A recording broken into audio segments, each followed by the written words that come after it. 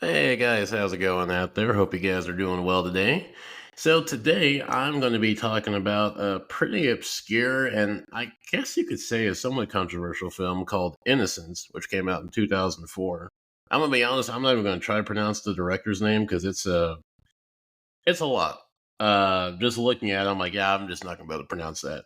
But this film is interesting because I only came across this purely because I was looking at a video essay, and this was about this film, and it looked interesting. I was like, well, I haven't heard of this film before, and to try to find this film is a challenge. I mean, unless you're French, it's not a big challenge, but if you're trying to find the subtitled version of this, it's impossible. Not impossible, I guess, because I got it obviously, but it's close to it because I've been trying to watch this movie for about, I guess, almost this whole year now that I'm thinking about it. Yeah, pretty much damn near since like January. I've been trying to find this film because of the problem is the film is on YouTube, but the issue is there's several versions of the full feature film, but either the subtitles are a different language or they have no subtitles, and so pretty much there's no point in watching it since I can't understand what they're saying. So I just gave up. And it just so happened that I found one of many versions that were uploaded a few months ago where it had the official subtitles, or at least I can tell.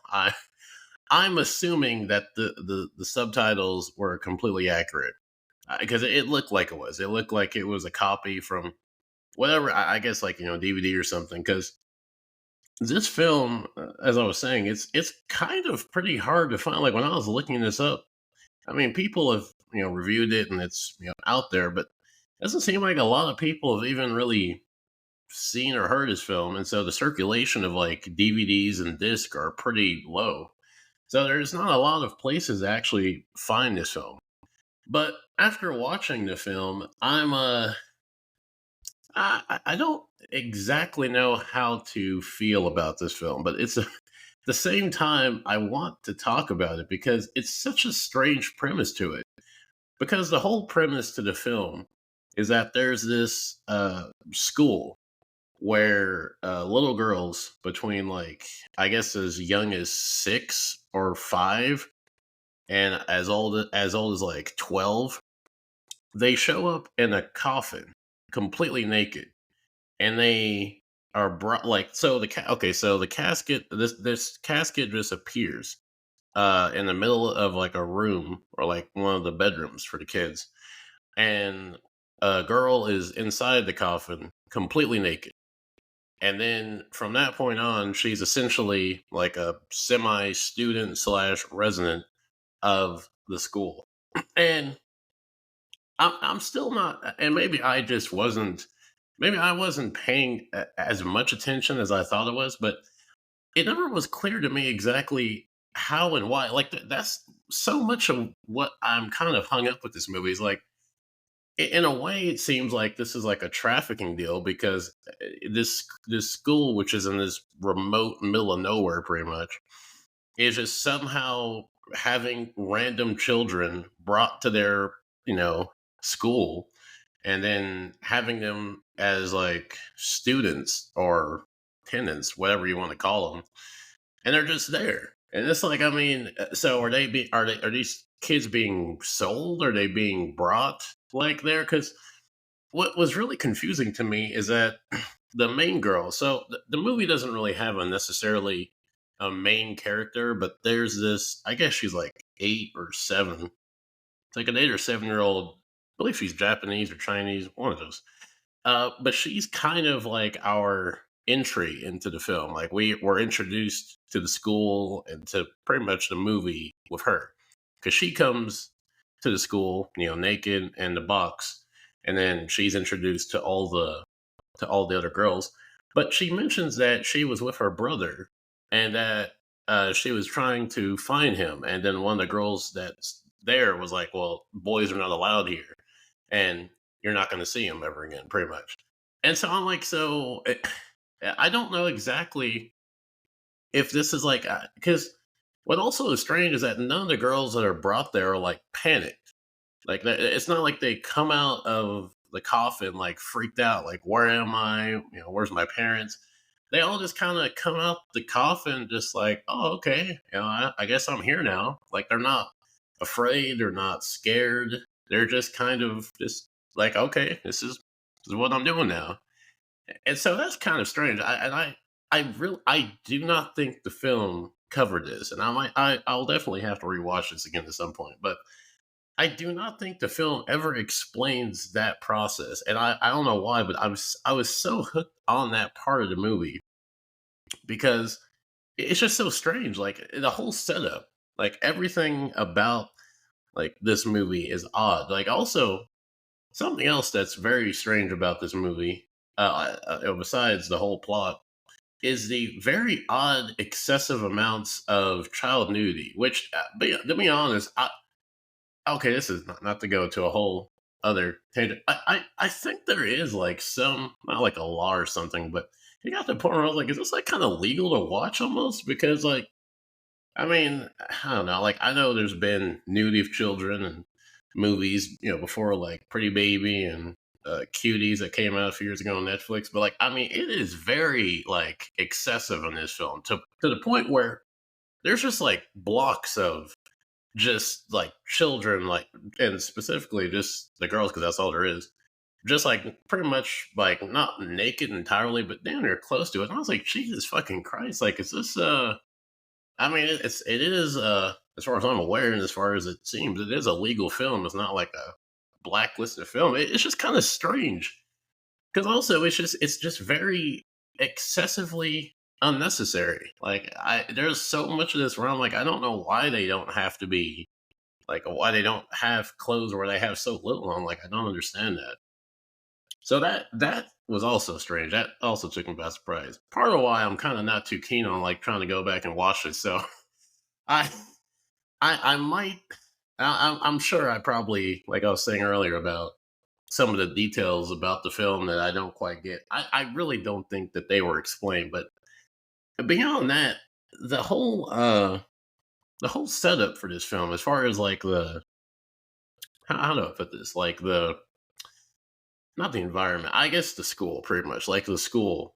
The whole setup of this school it almost reminds me of like Illuminati, like secret society, like a eyes wide shut type of situation. Because what it turns out is that this school, because it's not just a school, like we eventually see the whole premise, and it's like it's a giant what do you call that? Like it's several interconnecting buildings that connect to a larger building, but there's a lot of forest in between there, so you have to like navigate to get there.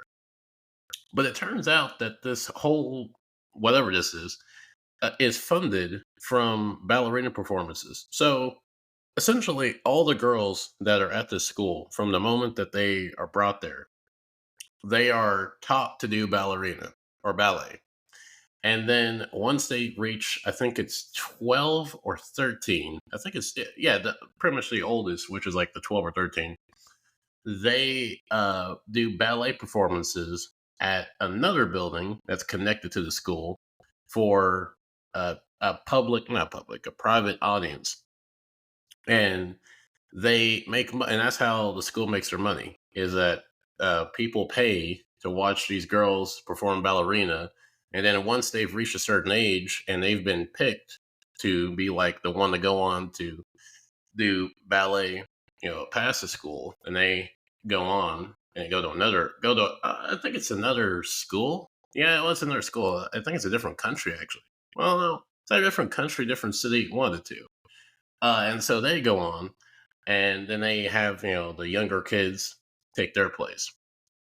And so it does kind of give me like very strange secret society vibes, because when the girls are performing the ballet, the audience is completely in darkness. Like all you see are these very shady, like shadowy silhouettes of people in suits and women in fancy dresses with the evening gloves and the hats, but you never really see anybody. There's like all these like shadowy, very mysterious people that are just there. You never know who they are. You never.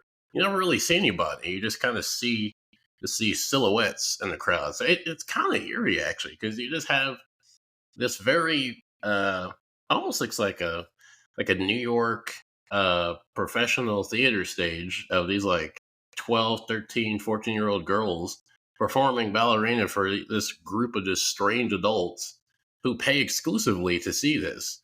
And at one point when the girls were performing, a guy from the upper balcony, he like tosses a rose down to one of the girls and he's like, "You're like the beautifulest of them all." And I'm like, "Dude, she's like fucking 13. What are you talking about?"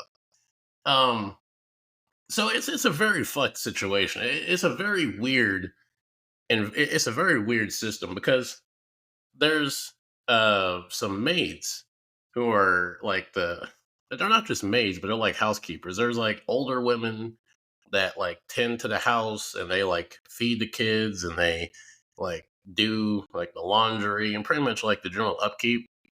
And so there's a lot of different like speculations throughout the film of like how like certain people are there. Like there was one where they're like the old women that are helping, like that are there, are like being punished because they try to escape, and so now they're stuck there forever. And so now they can only serve as like housekeepers. They can't go on to do ballerina and all that. So that's interesting because and there's also two other girls, not girls but women, and they're younger. They're like I guess I would put them like at 13. Hell, not 13. Fucking no, like probably 30. They're probably like 30, 35 ish. Probably like in their mid 30s.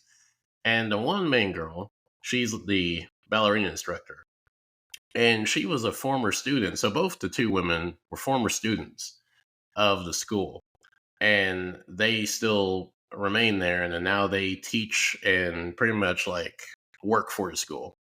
And I will say, out of all the characters, because the thing about this movie is there aren't really, I wouldn't say there are characters, obviously, but there's not really a main character. And you really never spend a whole lot of time with anybody to get to know a character. I will say with that, there is one little girl. She's blonde. I don't know. I'm sure they said her name, but she is a straight up fucking psychopath. Or at least she's in the making of being a fucking serial killer or a mass shooter later in her life because she's just sadistic to a fucking insane point. Like she just, for no reason, just starts beating the fuck out of the younger Japanese girl to where she starts bleeding, and then she's like takes some blood from her and licks it and like smiles. I'm like, what the fuck what is wrong with you? Like, Jesus fucking Christ, this chick needs to be in a fucking insane asylum, not a goddamn ballerina school. But going back to the other lady, I would say that I think the one main character, if you could say that, would be the ballerina instructor. And it's kind of weird that I would say she's the main character, only because she's not in it a whole lot, but when she's there, I think it's a lot more impactful than the other characters because you really see. I don't know if I want to. I mean, I guess if you want to be spoiled, you might want to squirrel ahead a little bit. But a spoiler that happens is one of the little girls decides that she wants to leave, that she doesn't want to stay there, and so she gets on a boat that sinks and she dies. She drowns, and the ballet instructor, it like it really gets to her, this the death of this girl, and you really see throughout the film like how this whole system and her being part of it is like really getting to her. And it's interesting because like even though she doesn't have a lot of screen time, you can tell there's a lot there. Like she doesn't say a whole lot, but you can just kind of tell her facial expressions, how she kind of like looks certain things. You can just kind of like read her emotion, like read what she's thinking. And so I thought she was the most interesting because even at the end, when one of the main girls is going to the other place, she asked her like, "Well, what's going to happen now?" And the ballet instructor is like, "Well, one thing's for sure, you're going to forget about this." And but just the way she says it is just so like almost like just not broken, but just like kind of just disheartened by like, like your life is pretty much going to be just so fucking awful from this point on that like all of this is just going to be non-existent to you in a few years.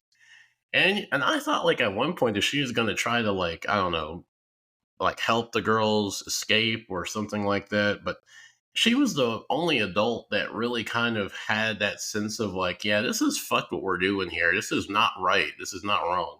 Or not, this is not, this isn't right.